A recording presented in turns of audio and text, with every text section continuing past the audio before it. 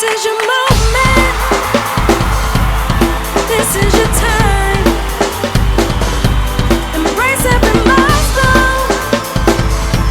No looking behind. What's your vantage point? Hello and welcome. We are the ladies of Vantage Point. My name is Natalie, and who are you? I'm Laurie. And you? I'm Alexa. And you? I'm Serge. And we are so excited to have you here with us today. We have an exciting topic that I love. I get so excited about it. Decluttering. Anybody else turned up with me? I am. This is one of those topics that some people get a little anxious about, right? Yeah. Decluttering, hoarding, and now we are in this movement of living simply. And we'll talk about that in a little bit. But first, we want to share why we're dressed this way. We were challenged by our wardrobe stylist. Shout out to her. You know who you are. Yay! And so she challenged us to reach into our closets and to select something that we love, that's special to us, that we can't depart with, right? Because living simply is oftentimes about decluttering and getting rid of stuff. But we were asked to select something. So I want to hear from you, Serge. Why did you select what you're wearing today? Well, I love this piece. Why? Because it's regal. I feel very elegant and classy. And it's a girly girl type of attire. And I just cannot part from this. It's gorgeous. It's gorgeous. it's I can you. see you. Yeah. You know what? If we were in a snowstorm, we could all hide up under there and we'd be all right. So you know what? That's right. Good. That's a good choice. And why did you select yours? Well, I mean, on the opposite side of your tutu is the reality of comfort. Okay? Let's just talk about this here sweatshirt representing DSU, of course. But my boo bought this sweatshirt for me. So when I wear it, I feel his warmth embracing me. That was good. Oh, wait. And I get to wear sneakers on set. Beat me. I think our cameraman need to get that. Get that. Yeah. We see. Now, Alexa, what you got going over there? Well, mine is coming from a different spot. This Okay. is more of a personal, sentimental piece. And some of you guys know that we had a house fire a few years ago. And the interesting process, but when the insurance person came over, she sat in my burnt up closet. And she literally went piece by piece, what had to go, which was mostly everything. And when she told me that this had to go, which was my jacket that I got when I was visiting D.C., visiting my dad and my sister, I was like, no, this isn't going to go anywhere. I mean, there's a dry cleaner somewhere that can help me. So I took it to the dry cleaner, no burn smell, nothing like that. It survived. Now, it's got a little aged. You see a little rip here that I can't fix because it's suede. Right. So I'm going to cut it down and make it a little bolero jacket with some long sleeves. I'm going to rock it. I'm going to rock it. I'm going to make it work. Yay. So you literally had to make the decision whether it was going to stay or go. yeah, I did. And it, against all odds, it stayed. Wow. Well, here's an interesting thing about making a decision. That's what decluttering is, or cluttering. It's like a delayed decision. We haven't made a decision to deal with it. But eventually you said you're going to cut it. But it's interesting. You both have stories connected to what you chose, and you just like it. I just love it. So what I'm wearing is like you, something that I just really, really like. I'm constantly getting rid of stuff, so there's nothing that I'm really, really married to. A lot of times I'm like, I'm gonna go and wear that, and I realize, oh snap, I gave it away. And what it is that I try to keep things, not that I like, but things that I love. Right. So this here is a very, very simple dress. It's kind of like a nautical thing. See, I got my little nautical earrings, right? And my style is just kind of like simple, not too much color, news, classic. And then the pockets, it's something about pockets. Right now, Like a place of comfort, you know what I mean? And my favorite thing about this dress is that, you know, on those moist, hot summer days, and my thighs are touching, you get to sit. And then, it's not the same, you know? So I love it. And then it's worth mentioning, these are like my favorite shoes. So these are my Tory Burch cork wedges. I love it. All right, camera. Thank you. That works. These I love. They give me some height. And you know, they're comfortable. Yeah. So those Well, you look good. Those are my favorites. I know your feet hurting. You want to sit down? No, I'm good. I'm good. All right, well, let's take a seat. So, I think we all agree that we are living in this like boom where everybody's talking about clutter and decluttering. And there's all these movements. There's the Living Simply shows. There's the Tiny Home show. I don't know if you ever saw those. There's the hoarding shows, right? Hoarding is, I know some people watch that in fascination. Like, how did we get there? How can you get to a place of hoarding? And what we don't know, oftentimes we subscribe to judgment, but there's a clinical piece to it that's very, very painful. There was a small itty bitty epoch in my life, a season where I was doing decluttering for people. I was going into their homes and organizing their life, whether it was a closet or a garage. And what I learned very quickly, I remember it was my second client, I went into her space and I just kind of went in and I started trashing things, because to me, if I saw something as simple as a bottle cap that had no value to Natalie, it had a tremendous amount of value to the client that I was working with. So I remember quickly tossing it in the trash, because to me it's trash. This woman dove into the trash can to grab a purple bottle cap. So I said to her, Like really a bottle cap. a bottle. It was actually a Coca-Cola bottle cap. Wow. So I don't know if you all remember that time when Coca-Cola had different color bottle caps. It was just before they started to give them names.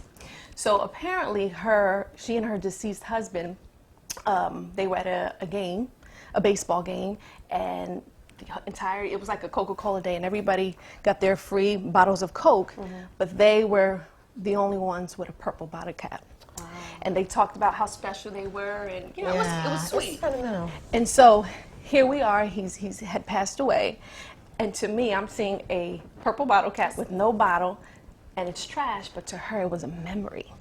So a lot of times we hold on to things because of a memory attached to it, or because of the hopes of maybe getting back into it. Or a lot of times I learned, like moms, for instance, they hold on to a certain style of clothing or size of clothing because it brings them back to a time and a place. Oh, look at my a time and a place where you had your baby, or maybe before your babies, or your single life. And so departing with it, it's like, I have to let it go, and I don't want to let it go. And the same is true when your babies grow up and they leave the home. And I don't want to get rid of their clothes. I don't want to get rid of their toys. I don't want to get rid of the memories. Can you relate? I totally agree. But I am definitely I will get rid of it quick. I'll get over it. I'll take a picture of it and say, go ahead, and because I don't like all that clutter. But I love what you said about the bottle cap. Like, to you it was trash, but to her it was a treasure. You just got to measure how many treasures you want to have, because I can't have a whole treasure box. To me, it's different. What you said about, I want to keep hope alive. My closet is filled with a size of clothing that I keep hope alive. It's like I look at you, maybe not today, but 1 month from today. So I have a closet full of Hope. This is called Hope check. That's a good way to look at it. Yeah. But it's horrible because, for real. And you know how there's this thing where if you haven't touched it in a year, you should give it away? Nah. I haven't touched it in a year, and I look at it and I go, but this year. Right? But this year. I give it 1 more year. So my closet's cluttered. Yeah, there's something to be said for me. I'm such a girly girl. I'm that girl that will wear sweats and put heels with it. Yes, you will. That is so me. That's what I did yesterday. Wait, and Sparkle. And sparkle, because it's something about that. I was sharing with my makeup artist that when I was a little girl, I used to have tracing paper. And remember when gowns were in big catalogs? I used to take the tracing paper and trace it. And in my mind, I was a princess. And one day I was going to be a queen. And as an adult, I still have this princess royalty mentality.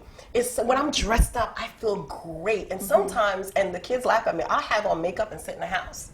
Yeah. I may have a lip gloss. Yeah, because it's just, it's something internal. It makes me feel good. Like some people dress up for other people. I dress up because it's just calming and soothing. So my closet consists of a lot of shoes and a lot of frilly stuff. If you ever need a gown, call me. Right. Well, child, you better add 2 of them gowns together if I'm going to be up in your closet. What you talking? She's like on my speed dial when I need a gown. I'd be like, Serge, what you got in this color? But you talk about closets, and this is interesting, right? So everybody's closet's going to look different. My closet is color-coded. I remember when our wardrobe stylist came to my house, she was like, this is so Did you organized. just say color coded? It's color coded, and I have uniform hangers. And no, it's not OCD, and you have to develop a healthy respect for what that is. You know, holding on to things or being neat, overly neat, is not always OCD. So we got to be careful with these terms. But she made that comment. Everybody's closet is going to look different, and it's what works for you. I mean, my hangers happen to coordinate, but that's a whole nother story. But no, I like your strategy for your hangers because I've adopted that too. There's a reason you use the hangers you use. You want to tell the people. Sure. It's good. Y'all pay attention. They're velvet hangers. They're the flat ones, but the best part of them, first of all, in general, uniformity is key to decluttering. So if you have bins that don't stack on each other because they're different brands or different styles, it's not going to look as neat. Right. Part two to that is if it's not clear, you can't see what you have. And if you can't see what you have, you're going to continue to buy. And there's a lot of research and statistics that support how much money we spend because we're not organized. Right? But with the hangers, again, uniformity, they're the same color, flat black velvet hangers, but they preserve your clothes better. So when you go to the dry cleaners and you get those free metal hangers, there's a reason why they're free. Okay? They're no good. They're no good for your clothes. No wire hangers. No better, ever. I mean, And they also give you more space in your closet too, right? They do. You'll see that your space will grow. But going back to the closets, have you ever noticed if you've been in an older house, the closets are smaller. Right. Right. The bedrooms are even smaller. The refrigerators are smaller. The spaces are smaller because before World War II, that was just the way of life. Right. But post World War II, after the Great Depression, this is when the middle class sort of began to see signs of being wealthy or able to access things and purchase things. And so what happened as a nation, culturally, we subscribed to the ideology that if we have more things, more objects, it's like remnants of I'm transitioning into another class. So fast forward today, the homes are now built with walk-in closets. Yep. Who has a walk-in closet in here? Look, my hands are down, raise them Who high. has a walk-in room? Oh my God, you have a walk-in room. Thank you. Right, but the reason why I have a walk-in room is because I have tiny closets. I have very, very tiny closets. But even, my walk-in room or my closet room, it's a closet room, it has multiple, I use it for different things. Right. But that's an indication on how things changed tremendously. Here's another point I'd like to make out. How many of us have had garages where we don't park the cars in them? I just moved back in my garage. Bless the Lord. That is so Tell them about me. your process. Me. Oh, my process was torture. That's what that was. It was, you know what it was? I don't want to pass down. I like to kind of look at myself and see the traits that I'm passing down to my children. That's good. And I want them to know that's not okay to not be able to walk. I mean, literally, I'm walking out into the garage, like stepping over stuff. That's not okay. And I made sure that we made the kids a part of, the cleaning process good. because if you clean it, you're more likely to help it stay clean. So we gutted our whole garage, and now we can park our cars. It's better for your car to be able to be in the garage and be protected. So, And how did you feel, Laurie, when you actually went through that purging my process? gosh. I always could determine how I feel based on how my bedroom looks and how my closet looks. When things are not all the way right with me, things are everywhere. Right. And I'm like, okay, this is a good indication of what I'm going through right now. This is a good indicator that I need to purge. So how do you keep order? Because Right. similar to you, my closet, I've got color-coded hangers. I've got white hangers for my tops, blues for my pants. I mean, it's color-coded. And I like even going through the process of doing that. I did that recently for my sister's office. I went to Minnesota and I visited her. And I was getting her total office because she said, when I walk in here, I can't stand it. So I love taking the time and organizing it. I'll do that for all my papers, but I won't keep it that way. I hate filing. I don't know what it is about putting things back where they're supposed to go. I'll get it later. So I just fling the clothes here. A sofa is full of clothes. It just gets messy real quick. See, and I think what you just said about I'll get it later, that's what I've adopted in my head now is no, we won't get it later, do it now. So I'm trying to change that mentality, not putting stuff on my bed and addressing it right away. So you nailed it because when you begin to clutter or pile or whatever it is, you're delaying a decision. You're prolonging it.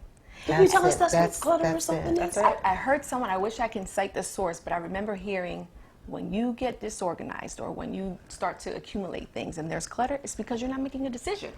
And here's the other thing. That's good. You know, it's easy to default to physical clutter because it's a movement. That's what everybody's talking about. Right. But there's digital clutter. How many of us have 10,000 emails? Yes. Because when you give me your phone, I'm like, I'm just going to delete all. Because I'm emails. irritable by it. Right. Some of these emails. But a lot of times we hold on to emails or paper Because you might need it. well, you're afraid of something. what It's to fear. say, yeah. So sometimes fear, right, can keep That's you good. to hold on to things. So there's the physical clutter, there's digital clutter, and then there's mental clutter. There's even spiritual clutter. So, That's good. you know, but going back to the Coca-Cola story, the bottle cap, it was then when I realized that I'm limited in that I can help somebody create a system. I can give you tips. I can create the system. But there is a psychological component that I knew that I was not equipped for. And the very interesting thing is now with social work programs, degree programs, you're starting to see an emergence of programs designed and tailored to hoarding. Yeah, I can imagine. To hoarding. I can imagine. But you asked about tips, so I'm going to give you some tips. All right, so we talked about uniformity, that's key. Laura, you mentioned making it a family approach, right? Because you want to change some behaviors. And a lot of stuff is inherited behavior. I grew up with, you know, we were poor. And oftentimes when you grow up that way, one or two things happen in those homes. You either keep everything you have or you become a really good steward of what you do have. And there's really no in between. That's true. Right? And so I was on the spectrum of, you know, being a good steward, cleaning it, but it was a little much, right? So it's just finding that balance. But taking a family approach is really, really important because in a home, there's different systems. Like you said, when you're in your bedroom and the closet, it's like overload. You don't feel good. Yeah. Well, when there's clutter, you can't be creative. You can't be productive. You can't produce. You can't be efficient. And again, this is not just physical. This is also digital. But do you think there's some people that actually can function in clutter? I do. I absolutely do. I absolutely do. But there's more people who have challenges. And that doesn't mean you can't function. You just function at a different level. Right, because someone's level of chaos is different from someone else's. Right. If you go into my office, you might say, "Oh, this is chaos," but to me, it's like, "No, I know what this pile don't is. touch it. I know what that pile is." Right. You know, right. The other thing is starting room by room. Now, the kitchen is often the command center for families when you have children. Not only, but or families in a home. So this is where, you know, we see each other. You sometimes have a mirror in there where you check yourself out before you leave. There's phone chargers. There's schedules on got a mirror in your refrigerators. kitchen? Some people do. I say you do. Sure. I'm going to check myself out in the mirror when I get in the car. Good. But you know, the kitchen is a place where you have stuff. You know, same as the bathroom. That's usually like your checking point. Okay, just before I run out, let me do one last check. So those are the places to be on the lookout for. As you sorting is a big part of getting organized. You want to, and there's different strategies that you will read about, hear about, and really you have to find what works for you. So what works for me is sorting by likeness, like items with like items. So, you know, I'm going to have all my books together. I'm going to have all my hair stuff together. You know, just have to sort But by even likeness. within your books, because books, that's a whole nother challenge. Like, when Yeah. you do books, do you do by genre? Do you do by color, by size, by... Right. And this is a system you have to discover for yourself. Everybody's different. For me, I had a ton of books. They were taking over my life. I like the touch and smell of a book, but I was buying books and they were just sitting there collecting dust. Right. So you can give them away. You can do Audible books, or you can do electronic books. And You can do the library. You can do the library where Hello, you just free. give it right back. And then really ask yourself, am I going to read this book again? Right. Can I give it to someone? I had a student one time, I taught a Living Simply course at the community college. And I said, think about the season you are in your life. And consider the season and the books. She was about maybe 77, 78. Sweet little thing. Loved her. She was a hoot. And so the following week she came to class, she was like, I got rid of 29 books. And guess what they were on? And I was like, what? I'm thinking she's going to say like crafts or some cookbooks. Cats.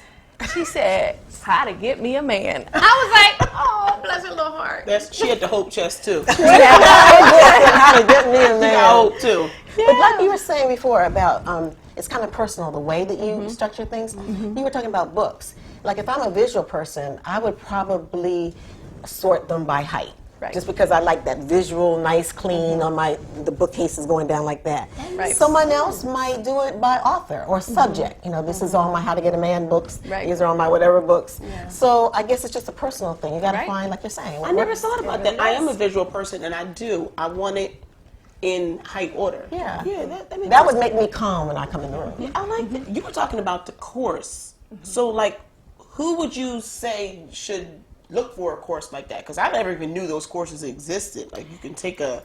Right, anyone who's really stuck and doesn't know where to start. I was going into homes and organizing people's homes, and 6 months later they'll call me and say, I need you again. So I said, something's wrong. I'm going in there and putting a Band-Aid on a problem and not really doing the surgery. Right. How do you give people the tools? So you have to understand the root of how you get there. It's so funny you said that, Nat, because I know for me personally, I could always, like I said before, I could determine how things are going with us or as a family in my personal life based on how my house is structured. For me, I know for me, I make sure that the lower level, the family room, the kitchen, the powder room is clean. Why? public area. The public Yeah. area. That's because we entertain a lot. So people are always coming in. I have to make sure, okay, keep up with appearances. But if you go upstairs to our bedrooms, which is the intimate part, it's not as polished. And I had to sit down and say, Serge Marie, why? Because to me, your bedroom, your closet, those are the secret places. Those are the intimate places. Right. And I had to go through that declutter process. I had to understand as to why it seems like I'm good with keeping this part of this area good and clean, and I'll get on the girls to help me out. But this other area, I noticed me on a personal, you know, and also on a spiritual level, that I was lacking. Right. And that because I always believe that what shows up naturally also shows up spiritually. Absolutely. Right. Yeah. Absolutely. That's another show. That's I a mean, whole we could different really show. go Absolutely. deep into that. But I think one other really important tip, you asked about how to get better, is knowing what type of clutter bug you are.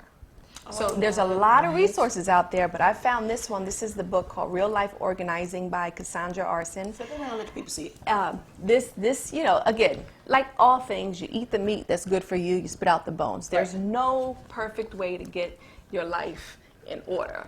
But what I really enjoyed about her, and she has a blog, we're friends virtually, is she has this concept called a bug. What type of clutter bug? So if you're familiar with love languages, we all have different love languages, right? We have a primary, like a dominant one, and a secondary, and the same is true for clutter bugs. So although you might be, let's say, a ladybug, and I'll explain to you what that is in a minute, it doesn't necessarily mean you're 100% ladybug. You might have a little bit of a cricket or a little bit of a bumblebee. But we were asked to do the clutter bug test, and so there's 4. There's the butterfly, the cricket, the busy bee, and the ladybug. She looks at me. So none of us what came in as a butterfly. Now, butterflies are typically visual people. They like out of sight and out of mind. So although you didn't score high as a butterfly, you do have a little bit of a butterfly with your bedroom. You see what I'm saying? And these are the people who have unopened mail. Often butterflies have lower credit scores because they're not opening it, they're not looking at it, they're avoiding it. They like to see everything spread out. They have items on their dresser, but when you open their drawers, it's empty. This is a butterfly. And the tip for a butterfly is, to take your closet doors off.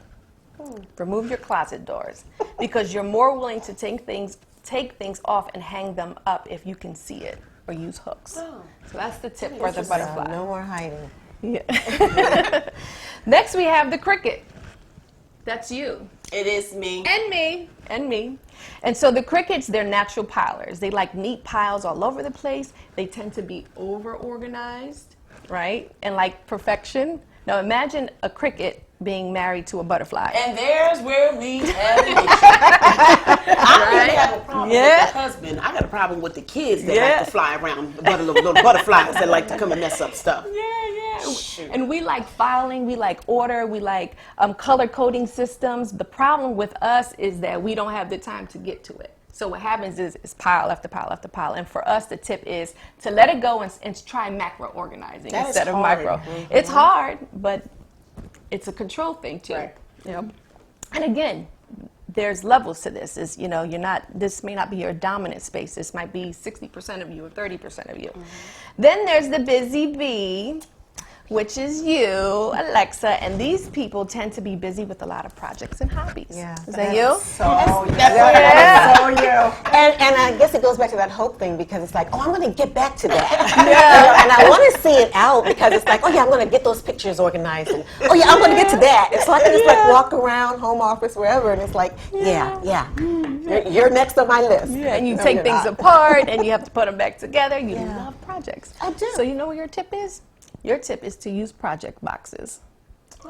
Project boxes. So I can still see it. You can What you can it open up a needs. lid and see it and then put it back when when you're ready, it's easier to access. Yeah. It's concealed. Yeah.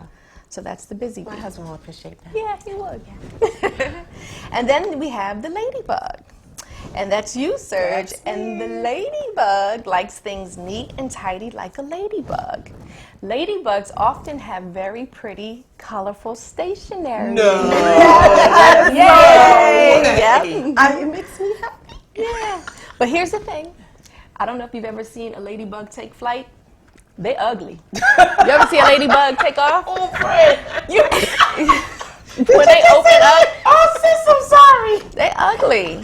And so what ladybugs tend to do is they shove things into drawers. That is so true. But you're not. The outside is really pretty. Really pretty. So the key for you, ladybug, is to use drawer organizers. That's going to be important for you. Open bins and baskets where you can toss things. They're controlled, and keep it moving. I think So it's some that's pretty the bins. tip for you. Yeah. That's good stuff. So that's the key. And one last thing, know that purchasing, get controlled purchasing. Algorithms are coming for you. They know you. They know your name. They know your kryptonite. They know that you like sparkle. They know it. Yeah. They know you like They travel show and it adventure. on your Facebook if you click on one thing. Yeah. So beware. Yeah. Well, you know what? I think, first of all, friend, I feel like I owe you a check for what you have just revealed to me today. For free. Receive it all. I feel it. But I mean, and it's so cool because you have to also, who you associate with helps it. And so because Natalie is in my world, I do find I'm more organized, I'm more calm. That's and one true. thing you ask is, like, how do you keep it up? I find that I have to make myself prepare at night. Yeah. Because if I don't prepare what I'm going to wear the next day, then I'm throwing everything everywhere. Then I have something else that I have to clean. right. So that would be one of my tips. But if I could give a little amateur tip, what I've done now is I have shoe boxes for my shoes and hangers for my closet. My goal in my head is I can't buy any more hangers. So I have to take something out. I can't add another hanger in there, even though I did just buy a new box of velvet hangers. You're swapping. You're swapping. I'm swapping. Yeah. Thank you, Fred. I got your back. So that's my tip. If You're I can't fit it swapping. in my shoe boxes and I can't fit it in the things that I have now, that's it. What would you say, Sergi? Well, my tip is I love the fact that I could buy pretty containers that I can actually see them. But it's so true. When we took this test, I was so just taken back how accurate it was. So I strongly recommend that you definitely purchase the book, or just purchase the book and I believe you can take the test online. free online. So if you don't want to purchase the book, but you want to go ahead and take this exam or this very short test, won't even take more than 5 minutes, and see what type of bug are you. You can learn a lot. And have your husband do it too. Oh yeah, I already know what he is. He's a butterfly. He is a butterfly. Well, this wraps up our show. As always, we love to hear from you. Subscribe to our YouTube channel at Vantage Point Ladies and like our Facebook page at the Ladies of Vantage Point. So this is our Vantage Point. What's yours?